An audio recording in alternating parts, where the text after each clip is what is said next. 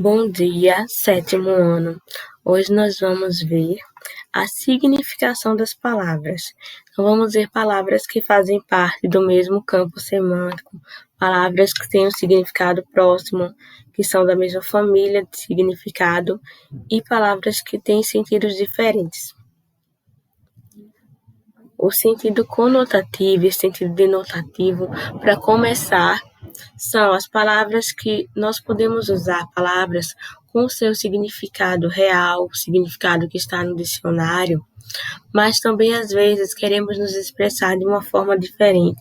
Precisamos de termos diferentes. Aí entra o sentido conotativo, que é o sentido figurado dos termos, onde a gente pode expressar nossos sentimentos de acordo com algo que vem da nossa criatividade também, de acordo com algumas comparações que dependem tanto da relação das palavras como da nossa expressividade, daquilo que a gente quer expressar com criatividade.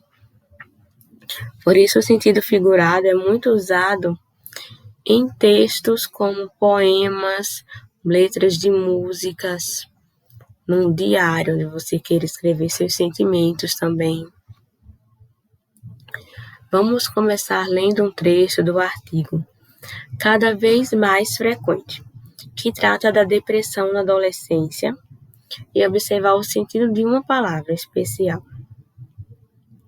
Crescer pode ser complicado, e a fase da adolescência é recheada de altos e baixos, oscilando entre a tristeza e a alegria, entre o medo e a adrenalina, entre a calma e explosões de raiva. É importante entender esta fase tão peculiar do crescimento e compreender se essa montanha-russa faz parte do comportamento típico dos jovens ou pode comportar outro tipo de preocupação. Por isso, os pais devem estar atentos e perceber que nem toda tristeza é sinal de doença, assim como nem toda alegria é sinônimo de bem-estar. Vejamos a palavra montanha-russa, como é usada nesse termo. Qual o significado dela nesse termo? Sabemos que no sentido denotativo, no sentido real, essa palavra representa o que? Um parque de diversões, um brinquedo no parque de diversões. E aqui ela significa o quê? É importante entender essa fase tão peculiar do crescimento e compreender se essa montanha-russa faz parte do comportamento típico dos jovens. Aqui ela não está sendo usada no seu sentido real, não é? Você reparou que no artigo a palavra montanha-russa não está sendo usada em seu sentido habitual? Nesse caso, ela se refere às emoções contrastantes que o adolescente experimenta quase ao mesmo tempo e que torna a vida cheia de altos e baixos. Então, ela está demonstrando que o adolescente, ele praticamente se sente como se estivesse em uma montanha-russa, com tantos altos e baixos em sua vida, com tantas emoções. A gente poderia utilizar palavras no sentido denotativo para explicar isso, mas a questão, o sentido figurado sempre deixa o termo mais expressivo. É uma forma até mais exagerada de passar a mensagem, de uma forma que a gente entende melhor aquele sentimento, do que se ele estivesse só falando que há altos e baixos e há emoções contrastantes. Quando ele fala uma montanha-russa, a gente entende de forma mais forte como o adolescente se sente. A palavra adquiriu um novo sentido nesse contexto, passando a identificar uma experiência muito intensa e instável. Nos diversos contextos de uso da língua, uma palavra pode assumir um sentido novo, diferente daquele que se usa com mais frequência. Esse sentido é chamado de conotativo ou figurado e se diferencia do sentido denotativo ou literal. Então, quando nós usamos a palavra com o sentido que ela está no dicionário, com o sentido mais habitual, mais normal, é o sentido denotativo. Já quando utilizamos um sentido figurado, um sentido diferente para essa palavra, ela está no sentido conotativo. E os sinônimos, antônimos, hiperônimos e hipônimos. Então, são as palavras, essas palavras pertencem à mesma família, ao mesmo campo semântico, família de significados, e elas têm uma relação uma com a outra, que pode ser de semelhança, de diferença, de grupos. O estudo da significação das palavras envolve também o reconhecimento de relações entre elas, que podem ocorrer por semelhança ou por diferença.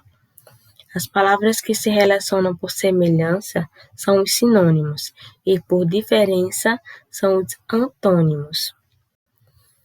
Exemplo: cachorro, dog e cão são palavras de um mesmo campo semântico, não é? Essas palavras são chamadas de sinônimos, porque apresentam sentidos equivalentes no contexto. Então, essas palavras, para serem sinônimos, não precisam ser exatamente significar a mesma coisa, ser exatamente igual. Cada palavra tem a sua especificidade e nós escolhemos de acordo com isso, de acordo com o que queremos transmitir. Note, porém, que elas não têm significado idêntico. O emprego de dog, um termo que o produtor do texto tomou emprestado da língua inglesa, produz um efeito de sentido específico. Com o seu uso, o texto se torna mais afetivo, menos formal. A escolha de um vocábulo entre vários sinônimos disponíveis revela algumas características, como o objetivo da interação, a idade aproximada do falante, seu lugar de origem, seu nível de escolaridade, etc. Então, nós não escolhemos uma palavra ao acaso quando vamos falar ou quando vamos escolher um texto. Existe todo um conjunto, todo um contexto que faz com que a gente escolha a palavra dog no lugar da palavra cão ou a palavra cachorro no lugar das outras. Observe também que em determinados contextos utilizamos a palavra animal para substituir o termo cachorro. As duas palavras podem designar o mesmo ser. No entanto, animal tem um sentido mais amplo e por isso é chamado de hiperônimo, enquanto cachorro e cão, de sentido mais restrito, são hipônimos. Então, como é isso? Essas palavras têm significados próximos, né? Eu posso chamar cachorro de cachorro ou de animal, mas observamos que animal é uma palavra maior, uma palavra que pode abranger vários tipos. Animal pode ser cachorro, pode ser gato, passarinho, pode ser elefante.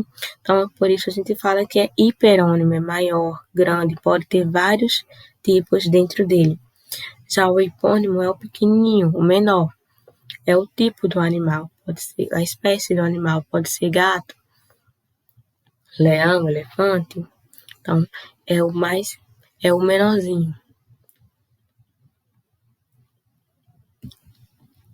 As relações de sinonímia, hiperonímia e hiponímia estabelecem semelhanças entre as palavras. A gente pode substituir uma pela outra, dependendo do contexto.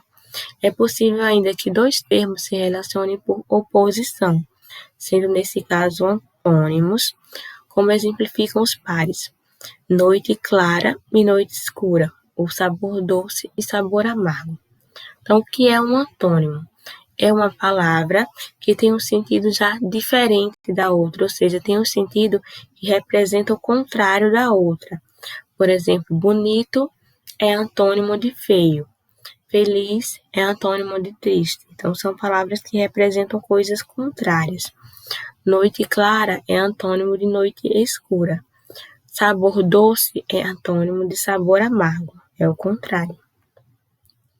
Sinônimos são palavras com sentidos equivalentes ou muito próximos em determinados contextos. Antônimos são palavras com sentidos opostos, contrários.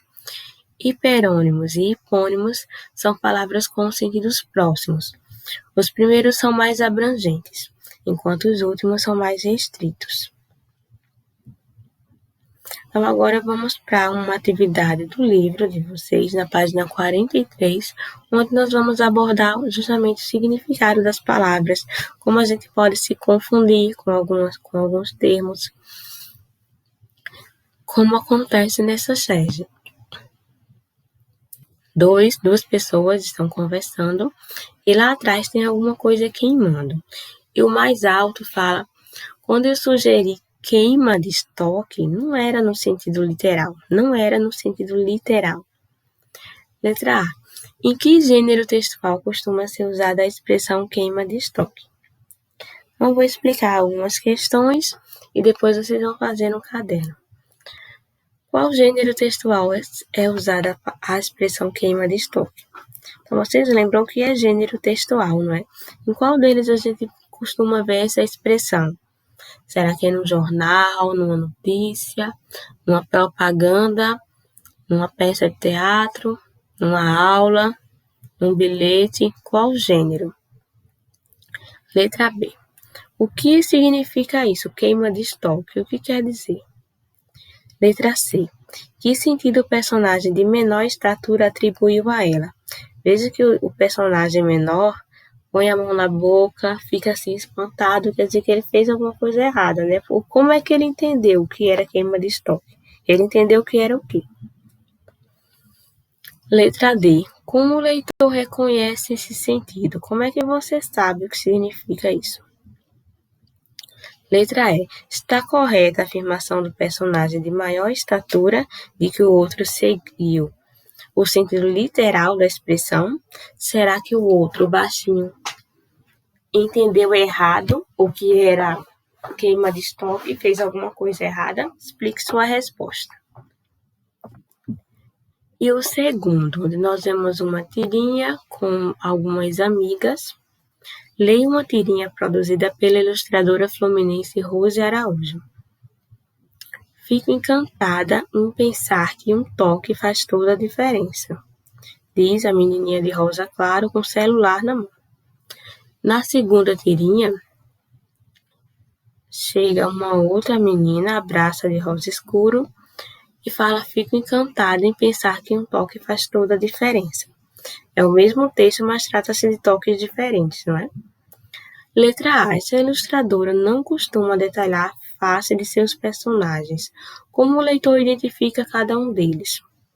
Então, como eles não têm expressão no rosto, não tem nada no rosto, como é que nós sabemos a diferença, sabemos qual é cada um deles? Letra B. Observe no primeiro quadrinho a personagem ao fundo. Aqui está lá de rosa escuro. O que a expressão física dela demonstra?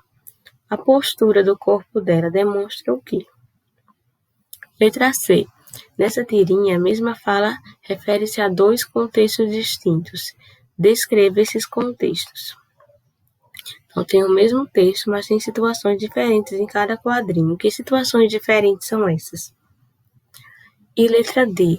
A diferença de contexto foi produzida pelo uso da palavra toque, ora com sentido denotativo, ora com sentido conotativo. Você acha isso, sim ou não? Justifique sua resposta.